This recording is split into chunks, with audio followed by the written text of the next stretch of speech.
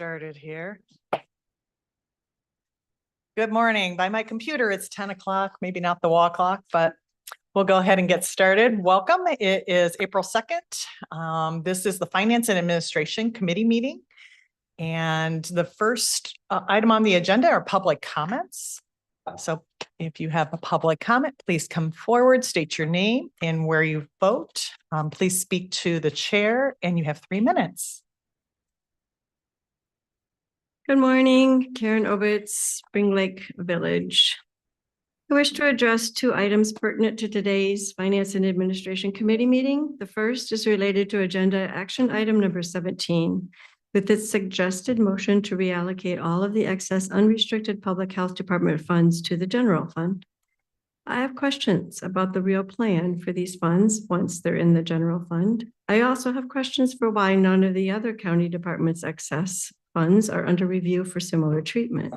Questions that call to mind how, during the fiscal year 2024 budget process, the public health department alone was singled out for budget cuts. And if the past 15 months offer any clues, I suspect the plan behind this transfer is one intended to serve an Ottawa impact agenda, rather than support the work of the Department of Public Health in its work in promoting public health initiatives that enhance our quality of life here as Ottawa County residents. So I urge county residents to pay close attention to what is happening here, because it would be in step with the Ottawa Impact Agenda to bank on people failing to draw the through line between what they're proposing to do with this money now and what they may well propose to do with it during the upcoming fiscal year 2025 budget process. The second item I wish to speak to today is regarding an item that is once again glaringly missing from this agenda. I'm referring to the funding of the position of the Ottawa Food Coordinator. As anyone who has done research into our country's food insecurity issues discovers, our country does not lack sufficient food resources. Rather, it lacks the vision and the will necessary to distribute the food to all who need it. To bring this to our local situation, it's equally evident that Ottawa County doesn't lack for food resources, nor does it lack the funding necessary to try to distribute the food to those in need. But where the previous board did have the necessary vision and will required to begin to close the gap between food and need, this committee and the board as a whole has willfully starved that vision by refusing to fund the Ottawa Food Coordinator position. So once again, I urge you to embrace the vision of solving the food distribution problem here in our county and restore funding for that position. Thank you. Thank you.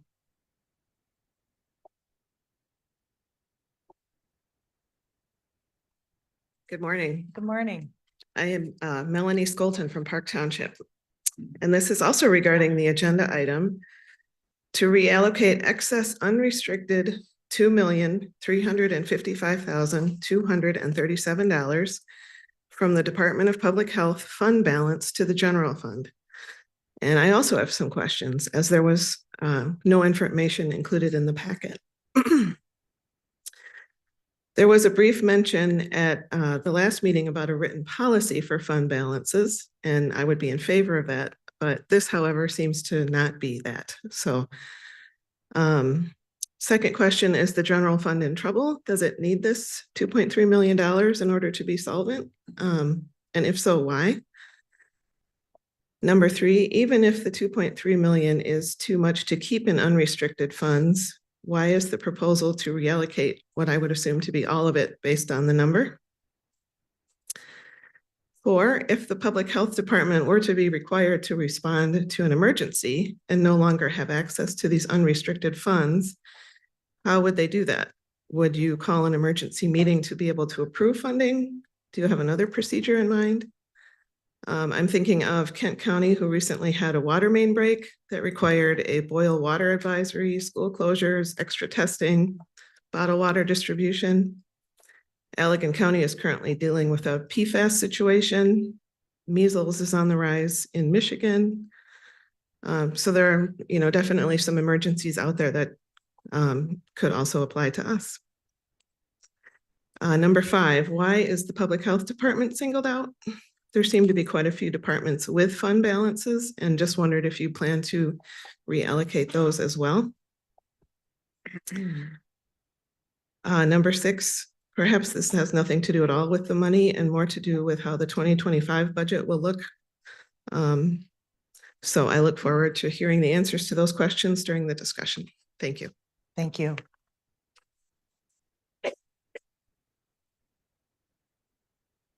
Are there any other public comments? Seeing none, we'll move on to the consent resolutions. I'm sorry, we'll move on to the approval of the agenda. Is there a motion to approve the agenda? So moved. Support. Any discussion? Seeing none, all those in favor say aye. Aye. Aye. And against, same sign. Motion passes. Moving on to the consent resolutions. In the consent resolutions, we have the approval of the minutes from March 5th, 2024 Finance and Administration Committee meeting. Do we have a motion? So moved. Support. Is there discussion? Seeing none, all those in favor say aye. Aye. And against, same sign. Motion passes. All right, now we're on to the agenda and action items. Action item number 1 is a statement of review. Suggested motion is to approve the statement of review. Do I have a motion? So moved. Second. Any discussion? Seeing none, we do a roll call vote.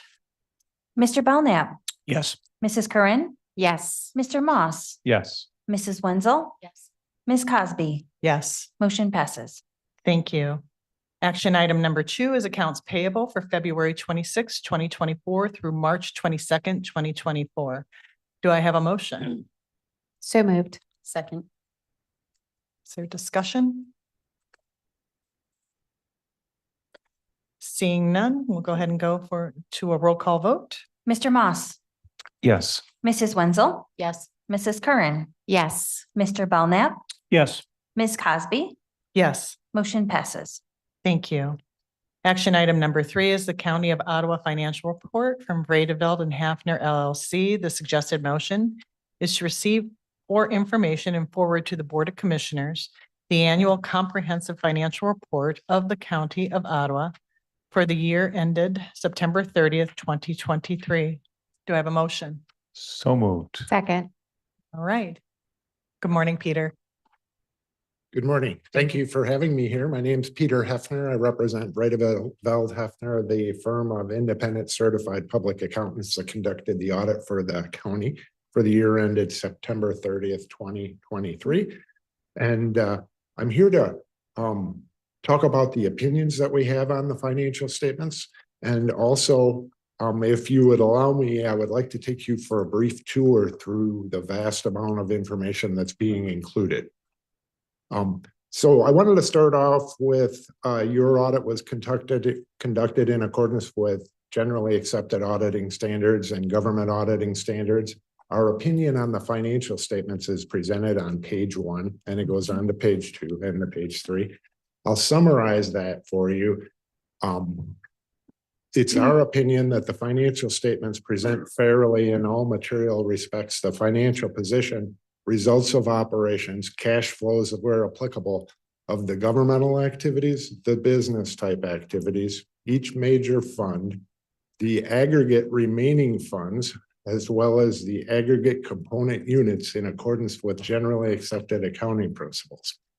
So that's what I refer to as a clean opinion, that your financial statements are presented following generally accepted accounting principles as promulgated by the Governmental Accounting Standards Board. So you're following the standards as required by the state of Michigan, and a vast amount of information is presented following those standards. And I'm going to just hopefully have you walk through with me, flip a few pages, and I'll just show you where some of this information is on what is it actually presented.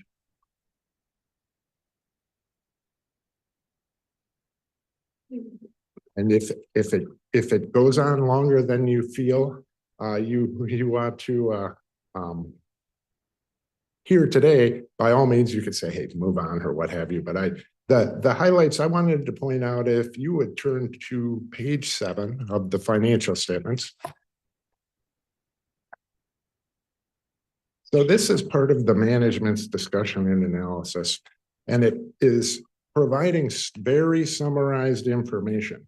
And on page 7, you will see governmental activities 2023, governmental activities 2022. This is your general fund, and virtually all of your funds, with the exception of the delinquent tax collection fund, which is a business type activity, consolidated together and showing all of the assets of the county, all of the liabilities of the county, and the bottom line being presented as net position. And so you will have your fixed assets, which includes land. You will have your long-term liabilities of debt. And when we get to your governmental funds financial statements, that's the governmental funds follow the modified accrual basis of accounting. This full accrual basis of accounting, or a business perspective, is followed for this consolidated perspective. And what I wanted to point out was net position, governmental activities, $2.1 million at the end of the year $201 million of that net position. Capital investment, so capital assets less related debt, $142 million. Restricted net position, $32 million, and unrestricted net position, $28 million. So the vast majority of your assets are invested in buildings, facilities, vehicles, etc. If you take a look at the next page, which is page 8, I just want to point out your governmental activities revenue in the current year, $243 million. Governmental activity expenses, $230 million, for a net change in the current year increase of $13.6 million in net position. Now realize some of that net position is invested in capital. So as you put in more parks, put up a new courthouse, etc., that isn't debt financed, it would increase that investment in capital versus just being dollars available. But this is really looking at it from a business perspective. What happened to the bottom line? Improved by nearly $14 million. If you would turn with me to page 20.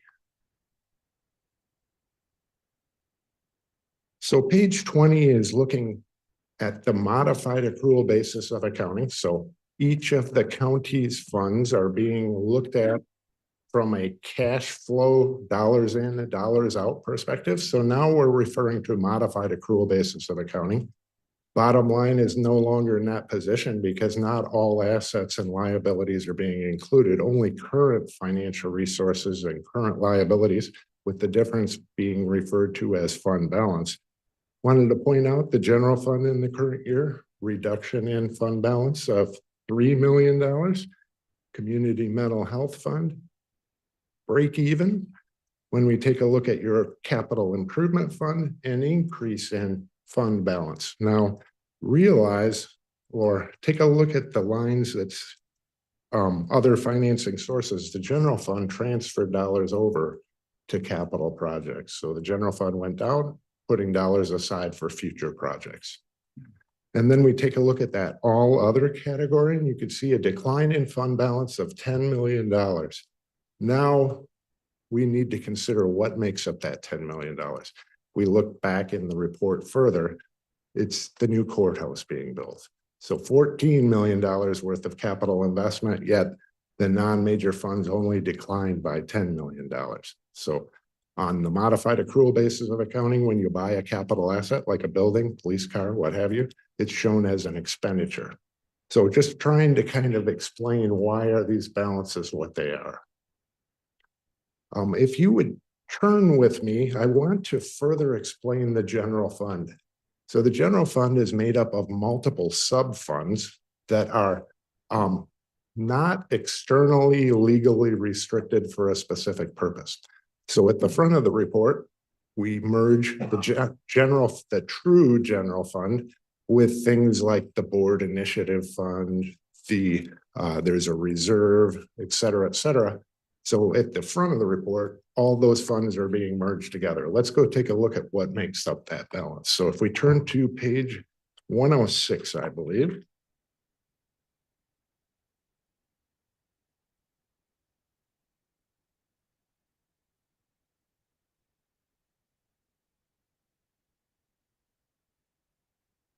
If we take a look at the bottom line, the true or the county designated general fund balance at the end of the year was $38 million. And then we can see there's a stabilization reserve, $9 million. There's dollars set aside for the maintenance and the revenue associated with the cell towers, about $1 million. There's a solid waste cleanup, $2 million. There's a defined benefit, defined contribution pension fund that collects taxes and helps fund the pension plan, approximately $400,000. Board initiative ends the year with $21 million. We have the infrastructure fund, hasn't been used, I don't think, for a while, about $780,000. Crime victims assistance, $1 million, for a total of $74 million. So just to kind of break that down and hopefully help the public also understand what's going on. The county general fund, solid bottom line. Dollars have been set aside for future intended projects, capital or otherwise. And the presentation in the front of the report is made up of these multiple sub-funds that there isn't a external legal restriction on their use. I also wanted to point out within the notes to the financial statements, you'll see there's a note about budgeting. There were no budgeting overages at the legal level of budgetary control this year. This year, county expended $30 million in federal financial assistance, probably 45 different grants. Those are listed on page 190 and backwards. We also provide a opinion on your system of internal controls over financial reporting. So the system of controls associated with putting this together. And I want to take a step back. Putting this together is a process that's performed by the county staff. 97% of the audits we work on as auditors, we put together the financial statements. We put together the notes, typically because we can bring a level of technical expertise that individuals may not have, or they don't have the desire to go through the work of putting this together. This is a huge project. It includes 7 other entities, about $500 million worth of assets included here, and all the applicable notes associated with it. And your staff does that. And that is that system of internal controls over financial reporting. And I just want to make it clear, we don't come here for an accounting project. And believe me, we go on accounting projects all the time. We come out here and do what I would refer to as a true audit. We're really looking at the balances, what's being disclosed, are the standards being followed? And so from my perspective, very much a true audit. And your finance director and her staff, they put a tremendous amount of effort into this, and it's a huge document, a lot of information. That system of internal controls, we provide an opinion on that at the back of the report. As required by government auditing standards, we also provide an opinion on your system of internal controls over federal compliance with grant requirements.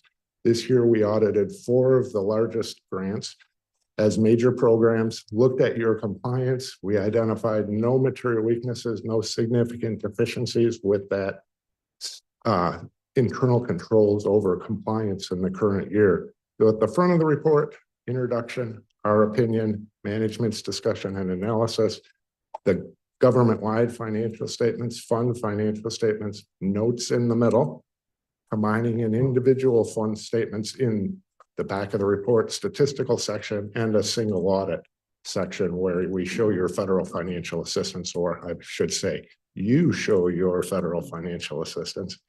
And that is the vast report for the county. I'd be happy to address any questions you may have, or touch upon any of the specific notes or financial statements, or what do you think about this or that? I could give you perhaps some input into understanding the balances.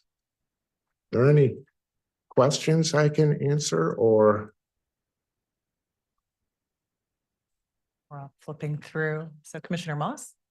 Sure. I guess I thought I would try to summarize everything you said. Yes. And after reading the report, and thank you, it is very detailed, and Yeah. thank you, staff. And this is so the summary, I think, would be, this is a true audit. Staff is extremely helpful in preparing the financial statements and notes. The opinion is clean and unqualified. There's a vast amount of information provided to the public. Our position improved by nearly 14 million in 2023. And that position is over 200 million. County budget overall is somewhere around or north of 250 million. There's a 74 million, as you said, very solid bottom line, 74 million that is unrestricted or at the end of this period. There are funds set aside for the future, no budgetary overages identified, and overall very healthy, very solid outlook for the future. I would agree with you. This report's also available on the Michigan Department of Treasury website, as are every audit report for every municipal government in Michigan. If you have interested individuals. Excellent. And it can also be found on the county website on the finance packet for today. Although the hard copy is nice too. Yeah. So thank you. And definitely want to thank our finance department for, again, highly professional, highly experienced and competent team, and with the ability to pull this entire document together. So thank you, Karen, for all that you do. Yeah. Agreed. I think that's what I'm hearing from Peter. Yes, Yes, thank you. they're Thank you. extraordinary. We appreciate the opportunity to be here. If you have questions, my name's on the opinion, my number's on the opinion email. By all means, feel free to contact me. Thank you. Thank you very much. All right, so we are going to take a vote to receive the information and move on to the Board of Commissioners Annual Comprehensive Financial Report for the County of Ottawa for fiscal year ending September 30th, 2023. Take a roll call vote. Mrs. Wenzel, Yes. Mr. Moss, Yes. Mrs. Curran, Yes. Mr. Belknap, Yes. Ms. Cosby, Yes. motion passes. Thank you. Next on the agenda is action item number 4, receive and file the local government retirement systems annual report form 5572. Suggested motion is to receive and forward to the Board of Commissioners the local government retirement systems annual report as required by Public Act 202 of 2017. Do I have a motion? So moved. Support. Is there discussion? Karen?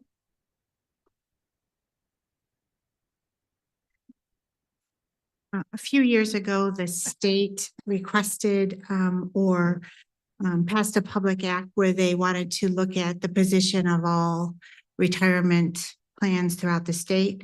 So they passed a uniform set of criteria in which to apply, because everybody has different assumptions. So therefore, everybody's liabilities were fluctuating. So they wanted to look at it consistently across the state. So that's what this form 5572 does. They're really, so they've identified MERS and our OPEB actuary both provide this information directly to us. So there's no calculation on our part. The retirement plan, the state would consider you to be they wanted to identify plans that maybe they wanted to take a closer look at, or maybe we're in a situation, I don't want to say deficit, but they were having difficulty funding. And so a retirement plan less than 60% funded, when the contributions were greater than 10% of the governmental revenues for retirement systems. And for OPEB, it was less than 40% funded and 12% of the governmental revenues. So we are 71% funded under the state's assumptions and 131% funded for our OPEB, which is other post-employment benefits, basically health insurance for retirees. So there is just other than filing the report, submitting it to the board, and we have it on the county website. So there is under financial transparency, this document along, and we also keep our audit there as well and our budget. Any questions? So do you think this requirement was trying to help with like best practices in the past? Or current and now current state? Or why do you think, and do you have any idea why they decided to do this in 2017? I think that they wanted to identify problem areas before it happened. And the legislation that they passed where they gave grants to some of the funds that were significantly underfunded they were probably leading up to getting ready to do something like that. So my guess is they just wanted to be aware before something was in a crisis situation. Early idea and intervention. Mhm. Yeah, I like the idea. You say MERS provides the reports for you, so it's not. MERS, yes, and we have a separate actuary for our OPEB liability. And there, all this information is provided to us. Wonderful. Are there any other questions? Seeing none. Thank you, Karen. All right. So the motion is to receive and forward to the Board of Commissioners the Local Government Retirement Systems Annual Report as required by Public Act 202 of 2017. We'll go to a roll call vote. Mr. Belknap, Yes. Mrs. Curran, Yes. Mrs. Wenzel, Yes. Mr. Moss, Yes. Ms. Cosby. Yes, Motion passes. thank you. Moving on to action item 5, it's Quality Improvement Initiative for Advancing Healthy Births. Suggested motion is to approve and forward to the Board of Commissioners a contract with the District Health Department number 10. By approving this contract, the motion also recognizes and appropriates the grant funds. Do I have a motion? So moved. Support. And discussion? I think we have Bethany here, maybe. Good morning. So this contract will allow us to focus our efforts on prevention and management of perinatal mood disorders such as postpartum depression and anxiety. With this funding, we will help to address the serious problem by providing information, raising awareness of perinatal mood disorders, and enhancing supports. This is a one-time funding opportunity that is project-based and time-sensitive. The funds have to be expended by September 30 of this year. There's broad support for this initiative from partner agencies such as the OBGYN Associates of Holland and the Holland Physician Hospital Organization. And if you have any questions, I will try to answer them. Do you work with emergency departments at all for identification? I've run into this in my practice, actually postpartum depression, and it is very dangerous, actually. It is Quite very emergent, dangerous. You're right. so Yeah. Oftentimes they come in that direction.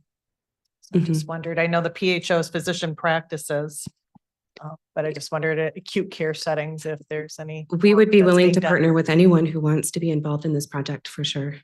Just a little, food Yes. for thought there. Questions of Bethany? Seeing none. Very worthy project. So Thank you. you very much. Thank you. All right. So the motion on the floor is to approve and forward to the Board of Commissioners a contract with District Health Department number 10. By approving this contract, the motion also recognizes and appropriates grant funds. A roll call vote. Mr. Belknap, Yes. Mr. Moss, Yes. Mrs. Curran, Yes. Mrs. Wenzel, Yes. Ms. Cosby, Yes. Motion passes. Thank you. Number 6 on the agenda is water pickup and testing services. The motion is to approve and forward to the Board of Commissioners a contract with Green Newhoff. So moved. Second. Okay, and do we have discussion? I've got Drew here, I think. Yeah. Good morning, Drew. Morning. Guess I can answer any questions that you might have about that, or if you want a brief overview.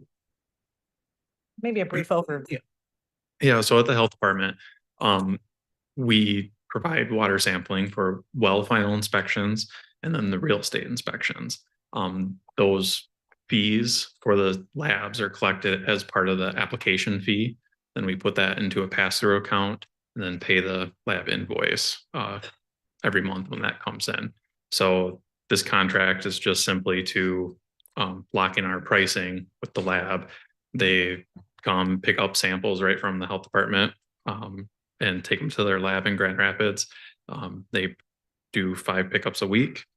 And yeah, and with this, it kind of locks us into a good price for the next 5 years, at least up to 7. 7 years. Yes, Commissioner Moss. One quick question.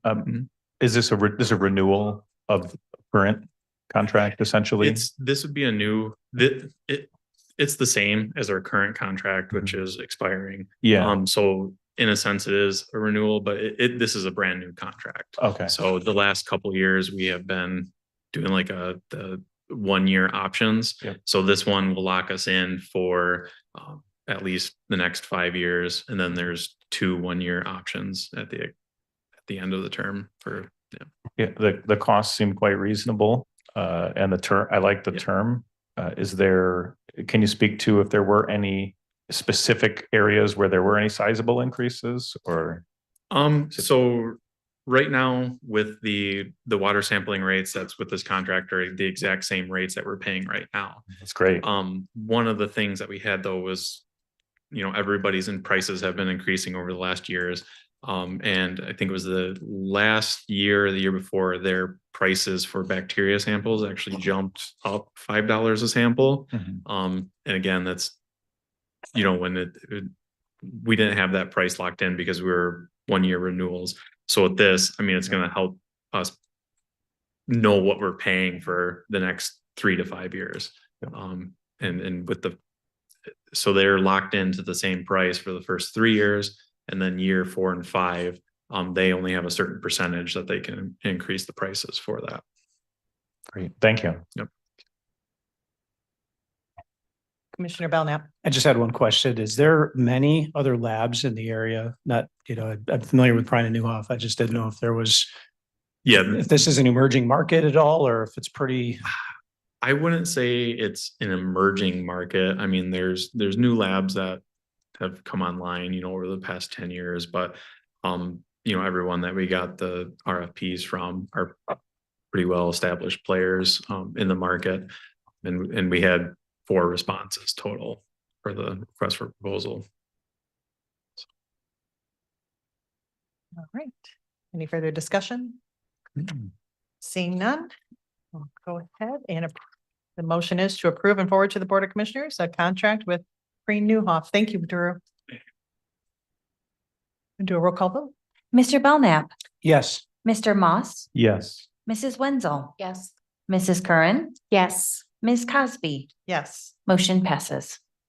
Thank you. Moving on to action item number 7, CHIP facilitator contract. The suggested motion is to approve and forward to the Board of Commissioners a contract for a CHIP facilitator.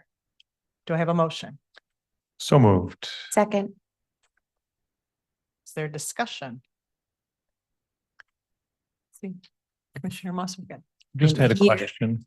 Yes. I wondered if there's any opportunity to work locally on these kinds of items. I think the contractor is out of Illinois. Just curious. Good Marcia- question. Yeah, Marcia's here to Yes. answer that question. So this is considered a single source contract.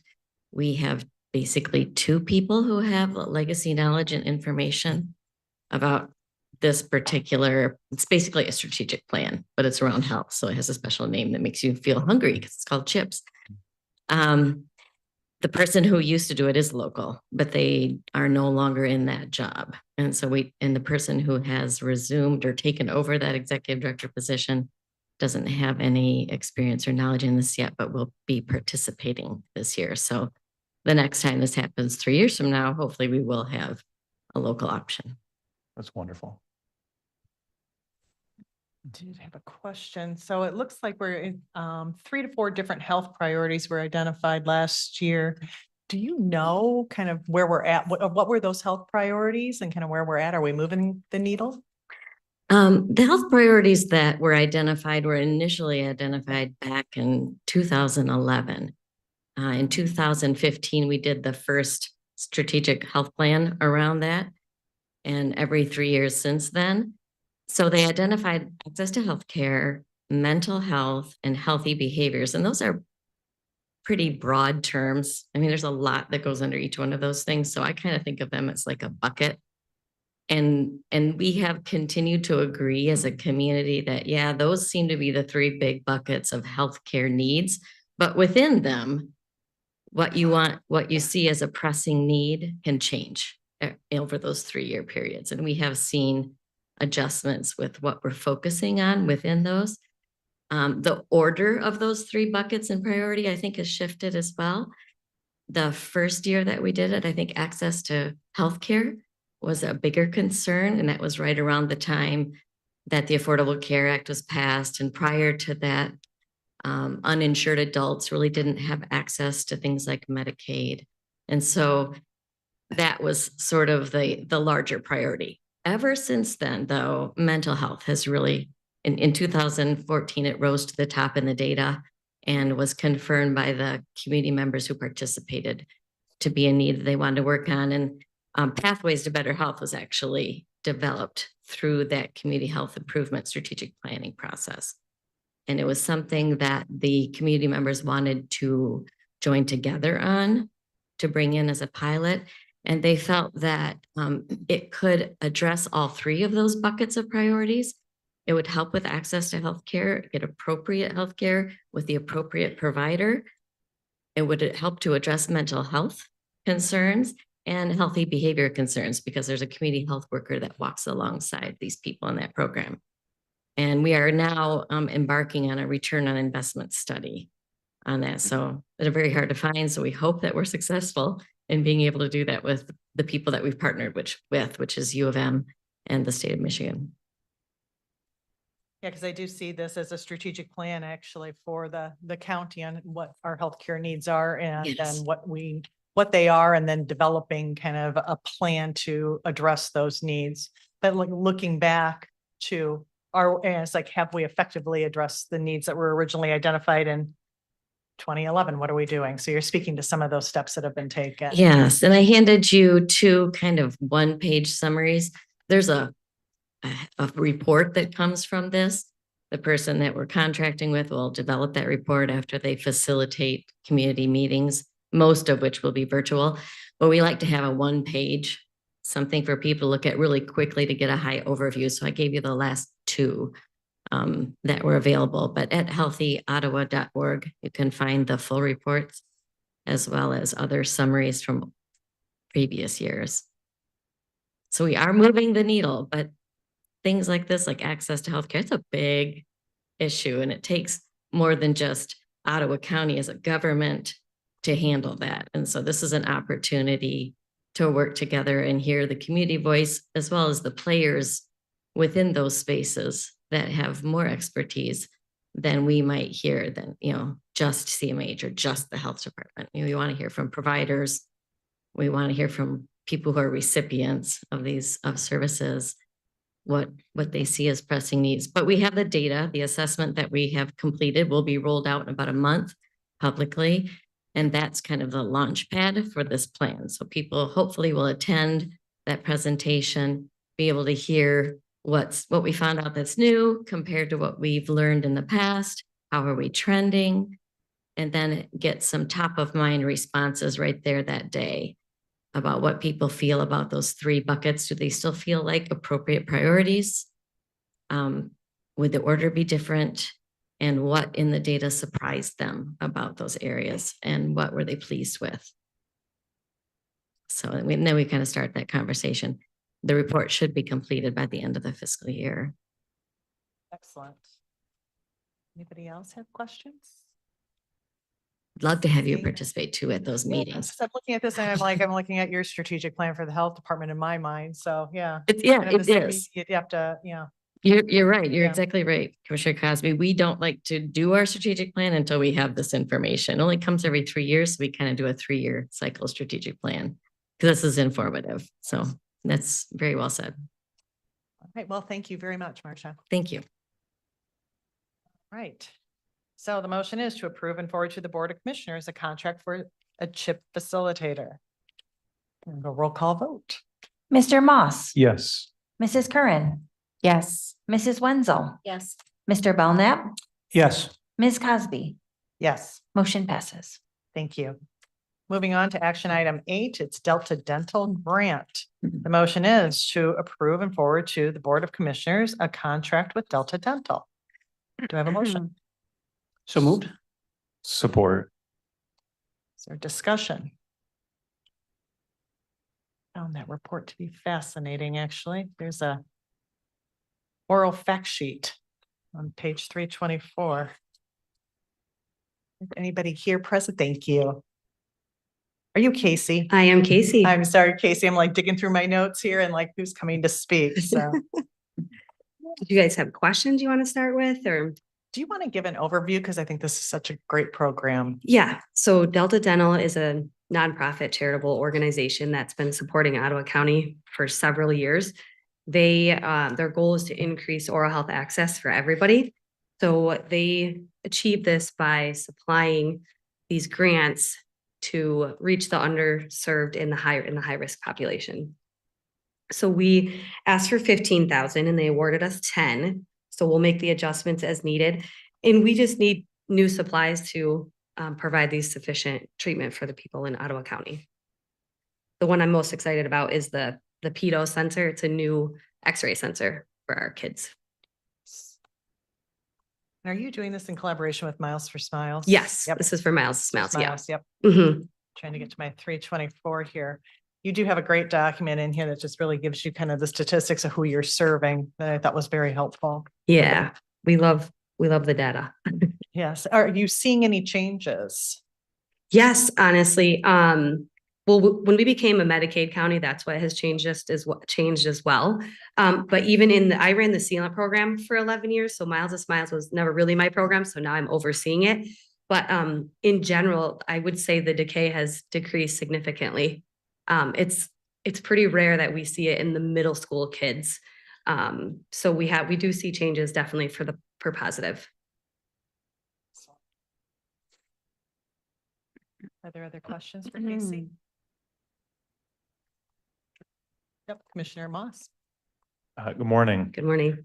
I was curious if other counties are doing something similar, if Delta Dental kind of does this with multiple counties or? I believe they do a lot. I don't know the depths of what they do, but I know they support several programs. That's what they base their program off, or their organization off of. Okay, great. Mhm. One other question I had was in general, so I get spoke to in the 22-23 school year, there were almost 1,300 preventative, dental appointments. Mhm. How do you identify who gets those appointments?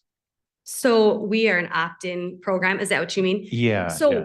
we are a low income or qualifying uninsured program and Medicaid. So we have the poverty level and we go based off of that. Our clinic manager handles all of that. So they have to fill out a consent form and it provides monthly income, things like that. And then she looks at the poverty level and decides if they qualify based on that. Does that mean the parents opt in? Yes, the parents opt in. Okay. Mhm. Great. Yeah. The big bonus for Miles of Smiles is that we bring the dental care to the children. Right. To school Which is huge. If parents Yep. work and they can't take work off. Yep. Yeah. do you group appointments essentially then, or there's like a Miles for Smiles day, and if Yeah. there's 5 kids, they all go at the same time? So they make a schedule and they go to a school and they pass out the forms about 2 weeks before, give the parents 2 weeks or so to sign up. And they try to do, because it's like regular dental care, 6-month recall. So they try to go to schools in the fall and then 6 months later. That way they're getting like an actual dental home. And then sometimes too, if we can't make it to a school, we work with the sealant program, and our hygienist with that program will do cleanings for kids. And then if they are at another school, they can make an appointment and the parents can still drive them. I know it kind of takes away that transportation barrier, but it's still there for them. Commissioner Belknap? Just a question with the technology and the X-ray equipment. How long does that last? Is that something that? The you know, this sensor, is- Yeah, like 8 to 10 years. Yeah, they last pretty significant time. And yeah, I know we have a curing light on here too, which I know, again, I was running the sealant program. So on there, I know one of our curing lights doesn't hold a charge. So this will be a great addition for them. Hard to do your job when your equipment doesn't work. Right. Yes. Same with technology. Yes. Yeah, go ahead. Commissioner Curran? Thank you. First of all, thank you. I think that this is a great program. We were big dentist kids growing up and we went Good. every 6 months, and so do my kids. So Awesome. this is wonderful. Very fortunate. Yes. My question is of the families that are eligible to work in this program or to receive this program, what percentage of families are actually taking advantage of it? Do you know that? I wouldn't know off the top of my head. That's actually something I've been looking into since I've taken over this position, is how can we see more? What Mhm. can we do? So we're trying to come up with some innovative ideas, possibly work with local dentists to kind of close the gaps in some areas. Yeah. Because I believe that we can see more. I really do. Okay. Awesome. Thank Mhm. you. Mhm. I like that attitude. I love what I do. Well, it's early intervention. It Yeah. prevents other chronic disease. So. Yes, no, it's yes. wonderful. And it's preventative, and it is so sad to see some of these kids, what they've gone through, to see decay on these 5-year-olds or 6-year-olds on their permanent teeth that I know they're going to lose. Yeah. So I've seen a lot. Yeah. Sure you have. Mhm. I'm sorry, Commissioner Belknap. In the past, I was involved in drinking water, municipal drinking water, and I know Delta Dental has done grants for technology and pumps and things like that. So I thought I'd just mention perhaps with Delta Dental, if they have communication pieces, that they already have partnerships maybe with some municipal water supplies. I don't know if it's like when you get your water bill, if there's something that you guys could put in there. It's just kind of a suggestion. Yeah. Thought process. Okay. Thank you. Thank you, Lauren. Oh, Commissioner Curran.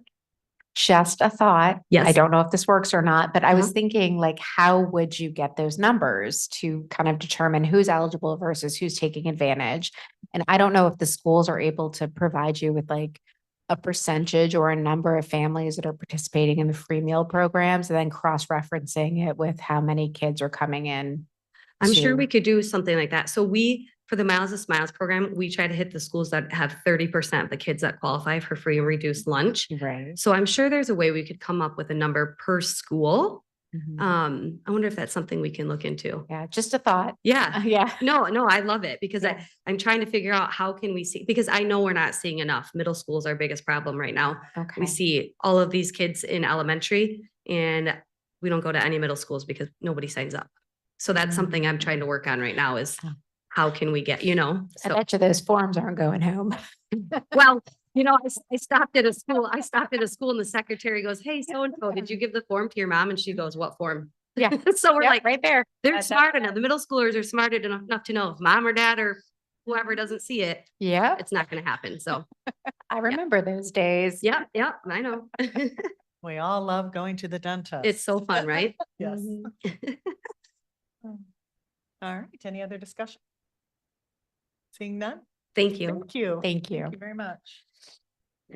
So the motion is to approve and forward to the Board of Commissioners a contract with Delta Dental.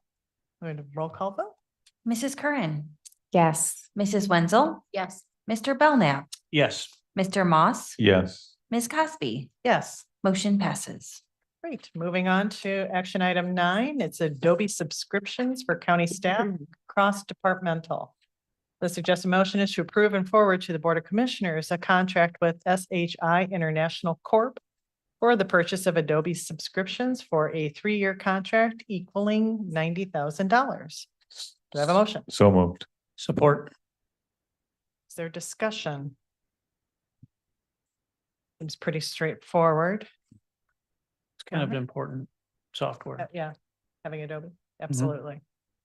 All right, we'll go to a roll call vote. Mr. Belknap, Yes. Mrs. Curran, Yes. Mr. Moss, Yes. Mrs. Wenzel, Yes.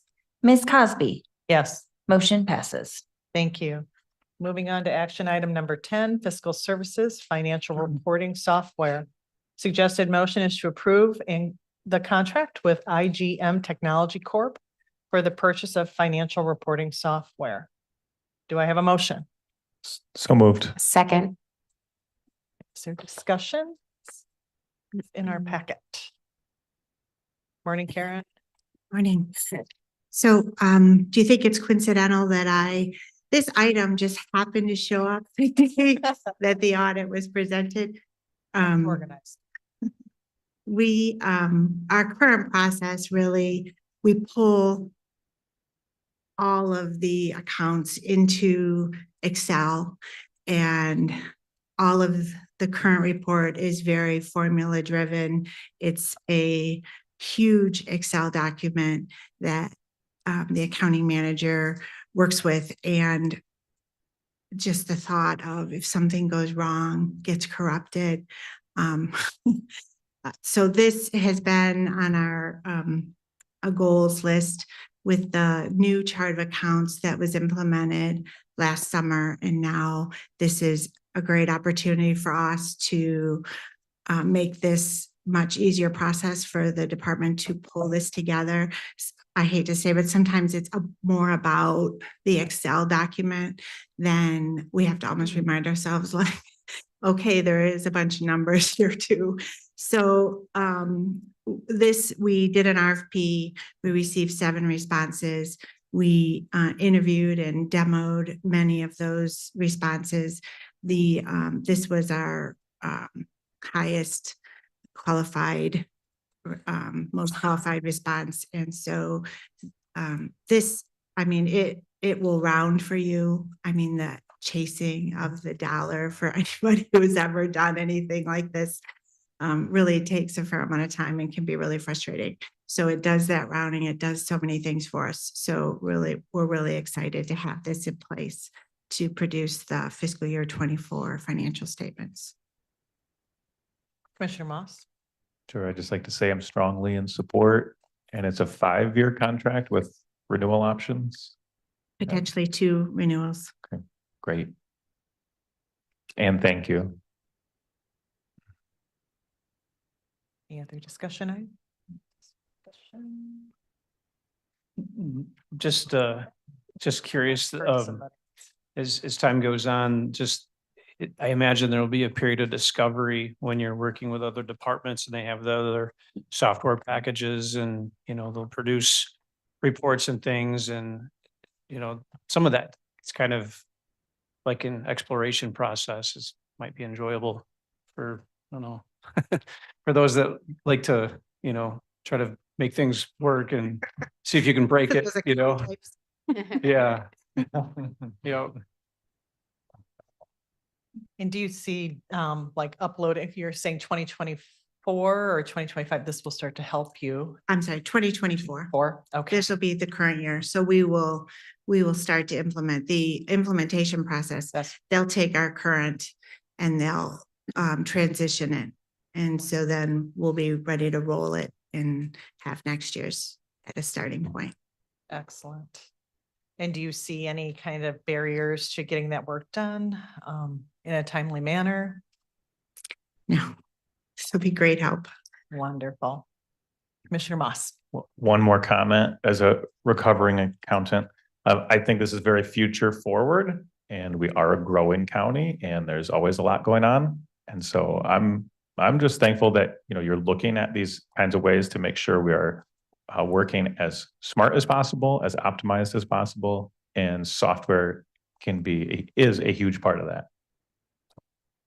Yeah, their list of current clients too was very impressive. Looks like you are planning for the future. Mm. Critical. Yep, absolutely. All right, thank you. Thank you. All right, so the motion on the table is to approve with IGM Technology Corp. for the purchase of the financial reporting software. I'm going to do a roll call vote. Mr. Moss, Yes. Mrs. Wenzel, Yes. Mrs. Curran, Yes. Mr. Belknap, Yes. Ms. Cosby, Yes. motion passes. All right, moving on to action item 11. It's time and attendance software. The suggested motion is to approve and forward to the Board of Commissioners the request from Human Resources to approve an agreement with Time Clocks Plus LLC for time and attendance software, total cost of $413,135 over a 7-year period. So moved. Second. Good morning. Hi, good morning. I'm Zach. I'm the Assistant HR Director. All 1,300 employees use this software, so we wanted to make sure we choose a good one. I know Commissioner Moss can attest to maybe some difficulties with our current software, just a few. So we moved over to, it was called ExecuTime in 2020 after our application was no longer supported. And we went with a Tyler Technologies, so the same company that gives us Munis, gave us our time and attendance software. We've had several issues over the last couple of years. We ended up asking for a full 1-year refund due to all of the issues, which Tyler Technology gave back to us. And as part of that, we are looking to move forward out of there. We worked with Fiscal Services for an RFP. We received 11 responses. And you'll see that the committee ended up choosing Time Clocks Plus. Of course, that is a large number, just north of 413,000 over a 7-year period. It was exciting to get a tech company to to give us a 7-year contract with only 5% increases, which can be kind of unheard of with a tech company. We can get out of that contract with a notice at any time, so we're not locked in for 7 years if something doesn't work out. This is a CIP project for this year. For this year alone, you'll see that it's a $47,000 implementation fee plus the $45,000 regular fee, which will be paid out of CIP. And then from here on out, it'll be the next year is just north of $47,000. The 5% increase will be in the HR budget. See those CIP dollars at work. Yes. Any further, Commissioner Moss? I just echo what you said. I'm very, very happy to see something like this. The current software works, just so everybody's clear, it does. I'm sure this will probably be a very nice upgrade though. And if you look at, there is kind of a high dollar amount, but I really like how you've negotiated the contract and the details. I think that's excellent. And the per employee cost per month, per year is actually fairly low for software. So since a lot of people are using it, I think it's a great investment. You have a real headache if you do not have a good time and attendance program too, with approximately 1,300 employees. Probably not all. Yep. Exempt employees or non-exempt, correct? Yeah. You have something? Yep, Commissioner Belknap. I just was looking through some of the training aspects of this and, because Ottawa County is multiple locations, there's a lot of remote, so just, part of the thought process is getting 1,300 employees on the same, page and training. And so it looks like they've been thoughtful about rolling out, different aspects of that on site and remote and recorded sessions and all of that. Yeah, absolutely. We wanted to make sure that rollout is great. Changing time and attendance software, there's 9 unions, all with different rules when it comes to overtime and accruals. So we want to make sure that employees and supervisors fully understand when they put in a number, what that goes to, how to tie it all together. So yeah, we're grateful that Time Clocks Plus is going to be providing a lot of those user guides. That's always something that HR had to kind of figure out when the software is new to us and we're trying to teach others. That can be difficult. So we're excited to see what Time Clocks Plus can do for us in that area. When do you plan on having, starting with this project once passing? Yeah, I'm Yeah. hoping next week we have our first meeting. Our contract for Tyler Tech for time and attendance goes through or to October.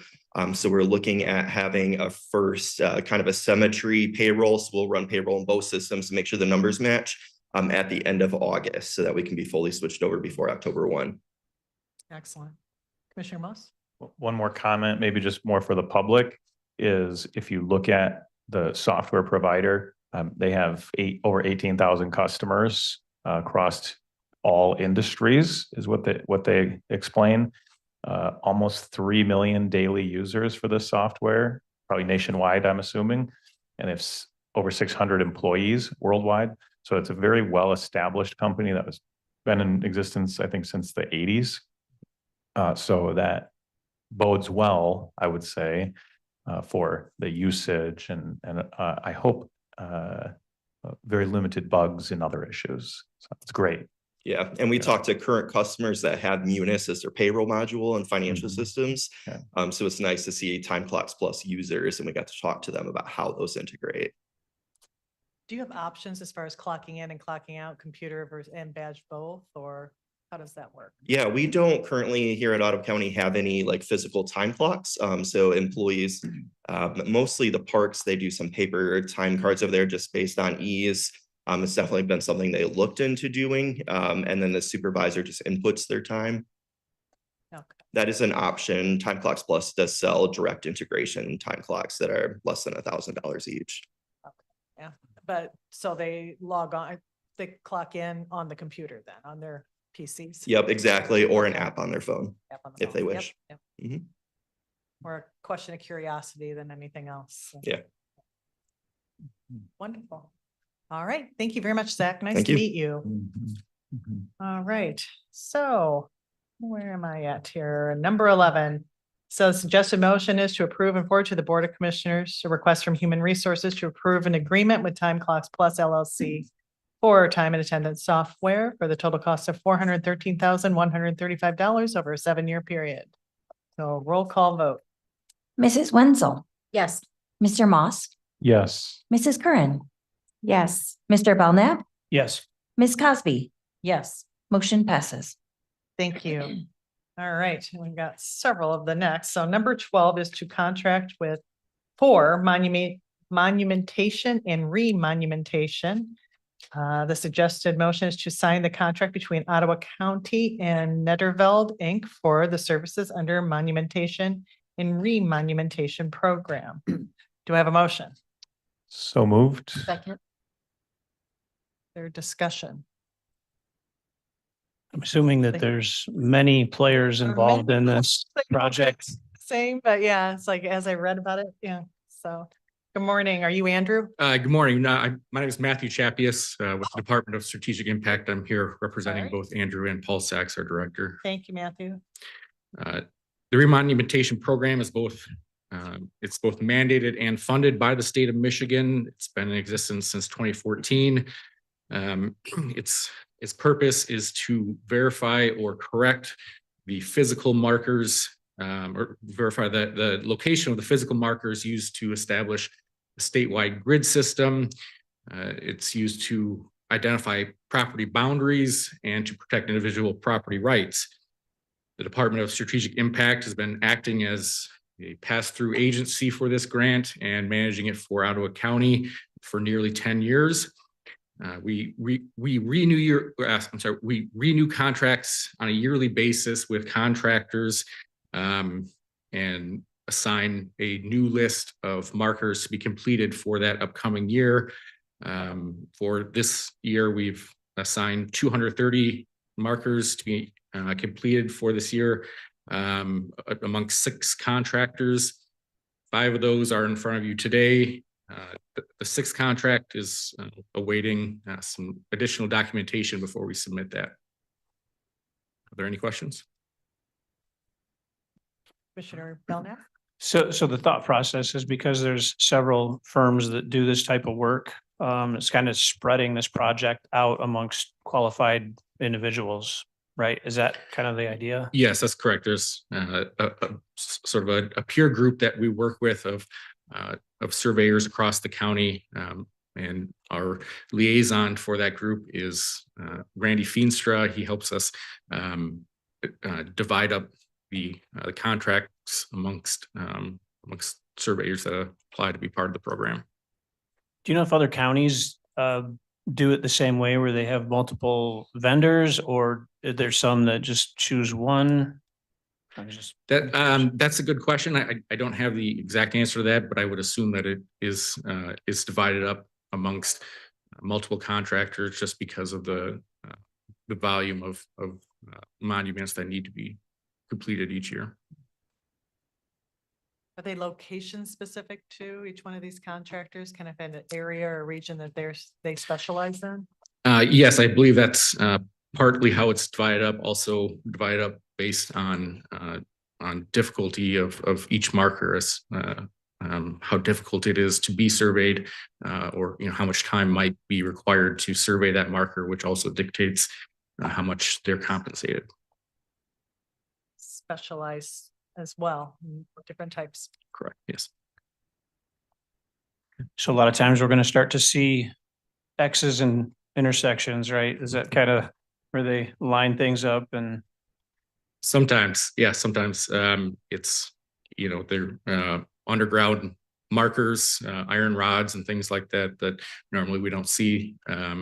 Or sometimes if you're in the forest, you'll see, small metal tags on the side of a tree. That's often what those represent. I had stones at a home that I had. It was one of the original houses in my area. So it was measured off in stone markers. Wow. That's That's interesting. Yeah. Fun facts. Any other discussion? I don't know how we should handle this, Matthew. I'm not going to pull you up and down 5 different times here. We'll probably just go ahead and vote one after another since there are different organizations represented here, contracts. Does that sound fair? Mhm. All right. Thank you, Matthew. Thank you. Do you go on spring break next? Isn't Paul on spring break? Yes. It's your turn next. Yeah.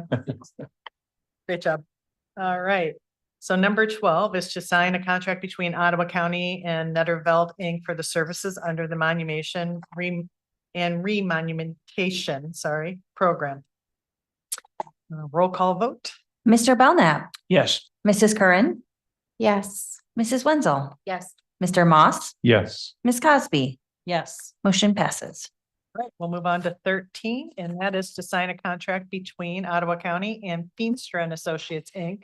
for services under the Monumentation and Remonumentation program. So moved. Support.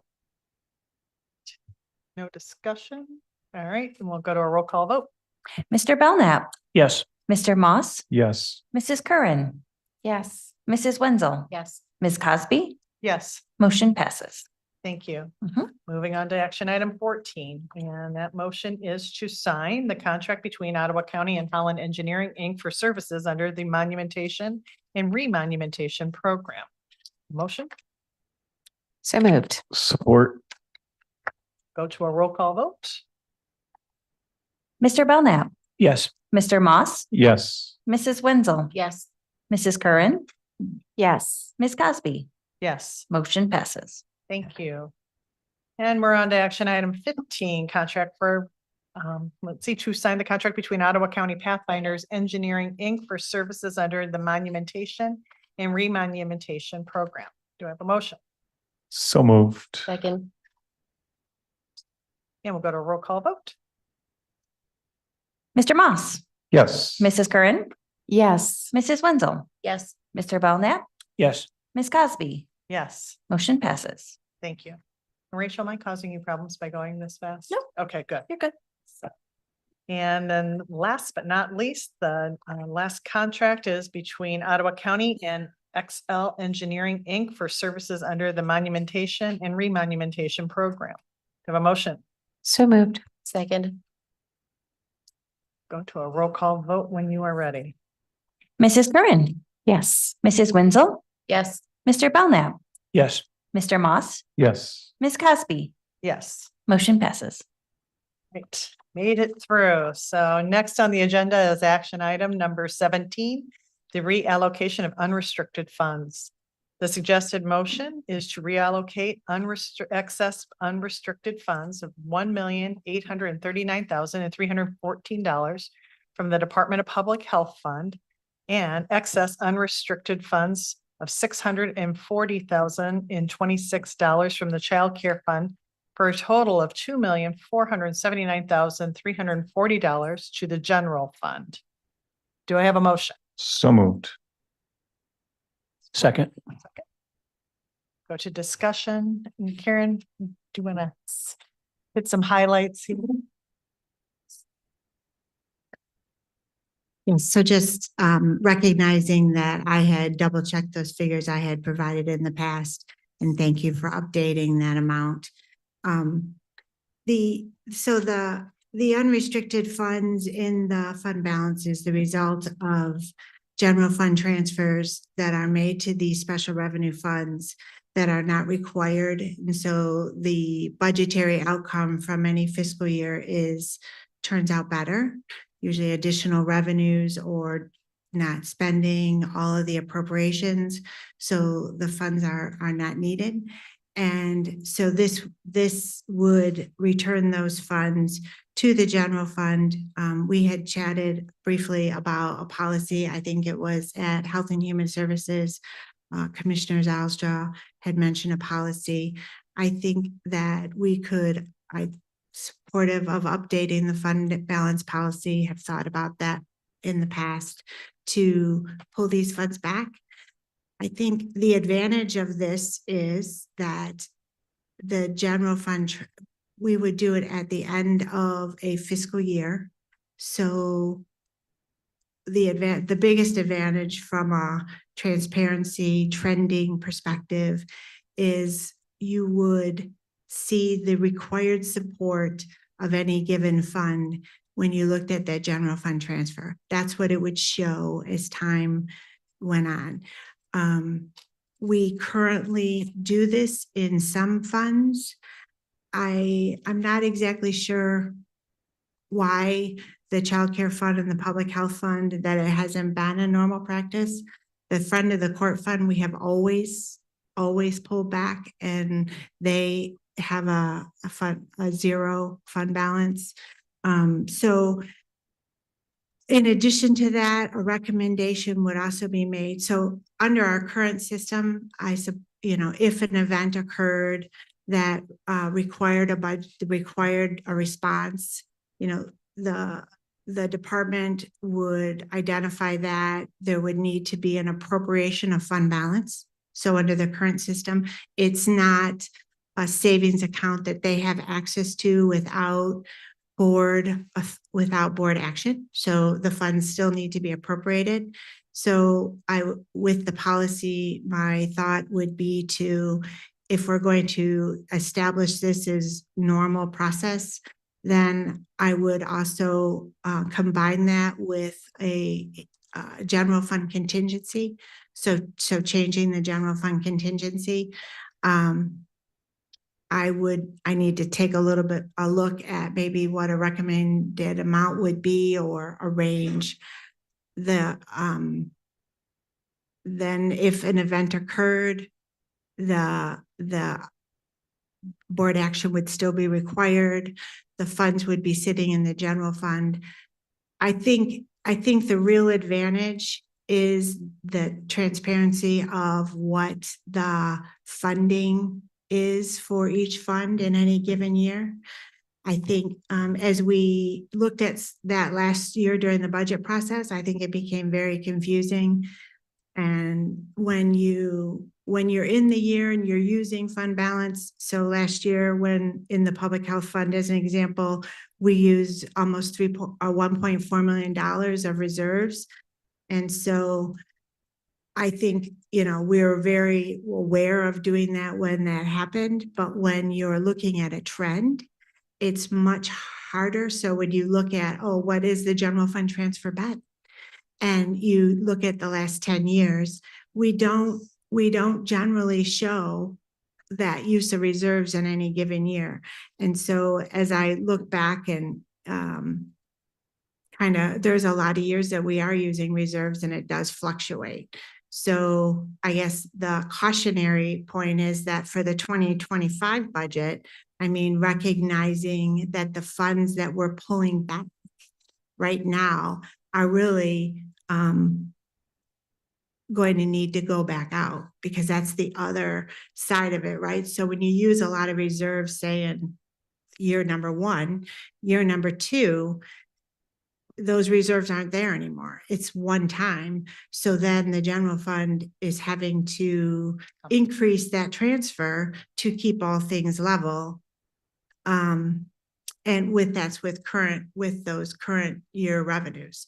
So I would, suggest or recommend that, that's taken into consideration, maybe even assign these or hold half of these reserves back, because the general fund transfer in 2025 for both the public health fund and the child care fund will need to increase to make up for the reserves that will no longer be there. And so that would be taken out of new revenue to the general fund in 2025, unless we take some action now and maybe, I don't know, half from current year, because we knew it was going to need to increase or some recommended amount. But we had chatted yesterday about potentially a change in the fund balance policy, and I would draft something to basically document the new process here. But I've talked about this in the past with other administrators and health officers, and I had a conversation yesterday with the child care director, and he understood, the reasoning and the transparency of showing it this way. Thank you very much. Commissioner Moss? Yeah, that was very helpful. So thank you. I think I do think it would be good to look at that policy from your perspective and give any recommendations for the future. If there are any other, this is a very large balance. If there are other large balances, see if that also should be pulled back to the general fund. I do really like that I agree it will be helpful to the public, so that moving forward, it's much easier to see where general fund dollars are coming from. And these are taxpayer dollars that we're responsible for managing. So I think it will be much easier to understand and helpful for transparency and seeing those trends long term. And we'll have to wait, as time goes on, but then it'll make it easier for people. Yeah, and maybe one other comment. Someone in public comment had asked about emergencies or something. Yeah, do you want to? Oh, no, go ahead. Yeah, Oh, okay. Karen and I did discuss that too, just access to funds in an emergency situation. My only comment was, as we just heard in our audit, I mean, the county has significant amount of reserves and can cover emergencies and can respond to any urgent needs or things like that. And a lot of our policies are set up specifically for that, whether it's contracting or other things. So I'm very comfortable with how the county has handled emergencies in the past. I mean, we even dealt with one in the last couple of days, and moving forward. So I'm very pleased. And we happen to have the chair of the Policy and Planning Committee sitting here to my left. So he is the vice chair here. So yeah, creating a policy to standardize receipt of unrestricted funds. I think that's a really good thing. And not to, make it a select group of departments that are impacted, but it's a standardized practice in the county. And honestly, of all the special revenue funds, there's really only a few that receive general fund transfers that are not restricted. So the community mental health, that's a restricted match. Public defenders, general fund transfer, that's a required match. We have to use those funds first. So it's not every fund that receives general fund transfer. And even the public health fund, there's a maintenance of effort that before any adjustments would be made, obviously we'd have to make sure that that maintenance of effort was met. So there are things that you have to make sure before you make any adjustments. And I spoke briefly with Chair Moss about increasing our contingency budget too for fiscal year 2025 to address the emergencies, maybe, but looking back kind of historically, what we've had to pay in those circumstances and see if we can add to the contingency budget. So I like your recommendation. Commissioner Belknap.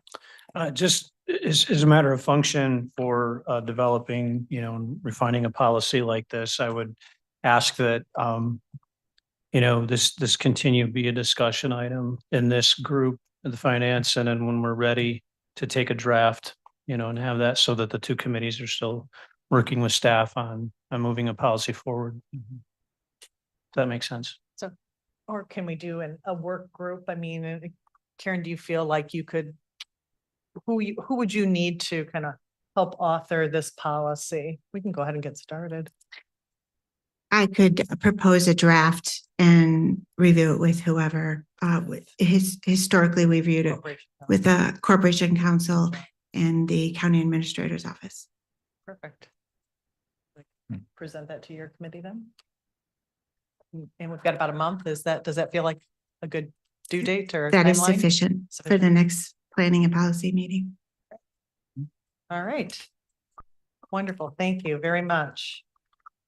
So, all right. So the motion on the table is to reallocate excess unrestricted $1,839,314 from Department of Public Health and excess unrestricted funds of $640,026 from the Child Care Fund for a total of $2,479,340 to the to the general fund. So we'll do a roll call vote. Mr. Belknap, Yes. Mrs. Curran, Yes. Mr. Moss, Yes. Mrs. Wenzel, Yes. Ms. Cosby, Yes. motion passes. Thank you. Moving on to our final action item, and that's 18 fiscal year 2024 budget adjustments. Suggested motion is to approve and forward to the Board of Commissioners the FY 2024 budget adjustments per the attached schedule. Do I have a motion? So moved. Second. Your discussion? I do want just one quick. I was noticing we're still using Amazon for supplies. Do we have any plan at all to look at kind of a centralized methodology for our office supplies? We do have other contracts for Yes. office supplies that I can't remember which vendor it was now off the top of my head. Depot. Yeah, They do Office Depot. have, and it's next day delivery, but there are certain items that people go on to Amazon. We have an Amazon business account. So it's, we found that departments were using their individual or their personal prime or department creating their own accounts. So we did centralize that into a business account. But so it is, and departments generally compare this contract versus what they find. Okay. And I know in the past, I think P cards or the credit cards, we're going to reduce the number of personal cards or county credit cards to individuals. Have we done that? We have, there was a reduced number, and then it kind of creeps up and down depending on need. We do an annual audit according to policy. So we just sent out some of that and pointed out where maybe an individual did not have any charges, for example. So back when we used to pay for meals when we were traveling and then be reimbursed for each meal, people had purchased P cards and they did that activity. So we saw a drop when that policy changed to a per diem. Now there is no traveling food purchases, with a few exceptions for public safety activity. But for normal conferences, we just reimburse for a dollar amount per day that you're traveling. So that dramatically reduced the number of people in some areas. So we pulled back on those cards.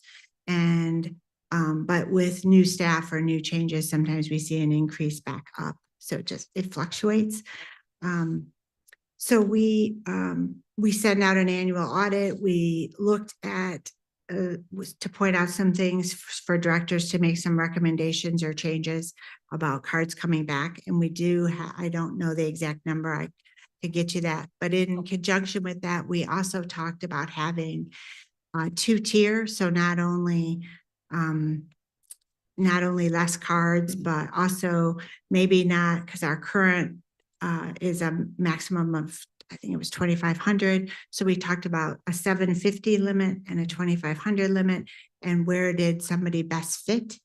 And so propose that idea to departments when we send out this audit. So we're just gathering that information to see if it would be, if what the hindrance to business would be before we just brought in a change. And so we've gotten that, and it's back, I believe, and we're just accumulating that data. And so very close to recommending some changes to the P card policy as well. Sounds like you're working on it. I know, so it's like, That's a much better answer. oh, no. But yeah, so you're thinking limits by position kind of thing at certain level position. By position or use. Okay. Excellent. Great. Does anybody else have any questions? Seeing none, sorry to make you get up and down. All right, so the motion on the table is to approve and forward to the Board of Commissioners the FY 2024 budget adjustments per the attached schedule. We do a roll call vote. Mr. Moss, Yes. Mrs. Wenzel, Yes. Mrs. Curran, Yes. Mr. Belknap, Yes. Ms. Cosby, Yes, motion passes. thank you. And typically at this point, we'd be at committee reports, but I'm learning that our treasurer, Cheryl Clark, is out with the flu. So her report will be contained within the packet for your review. And next on the agenda would be public comment, second round. So please, if you're coming to speak to the finance committee, come forward, speak to the chair. You have 3 minutes and announce your name and location where you vote.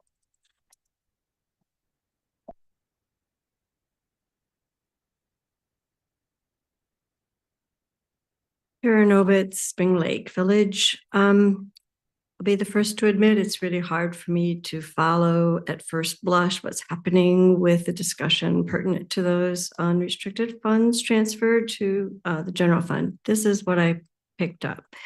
We're doing that prior to formulating policy. I'm not sure how I feel about that. I believe it was in a prior meeting that one of the commissioners suggested tabling this when it came up, or not going that route, I guess, something to that effect, until such policy had been crafted so that it was consistent across all departments.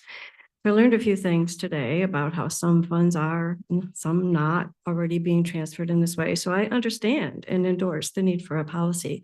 I just failed to understand why this was taken in a manner that feels premature to me. We've also seen evidence of promises that policies would be written and then they're not forthcoming. So that also gives me pause. The final comment I would make is that I understand that the idea that such funds would be made available in case of emergency, and I recognize there would be enough funds in general fund to do that. What I question is who would be making the judgment as to what constitutes a public health emergency. I would rather that be in the hands of the public health professionals, and to the extent that they will be consulted, I would like to trust that that would be something that you would pay close attention to. But that is among my chief concerns. Who decides what constitutes a public health emergency warranting transfer back to public health funds? Thank you. Thank you. Any other public comments? All right. Seeing none. This meeting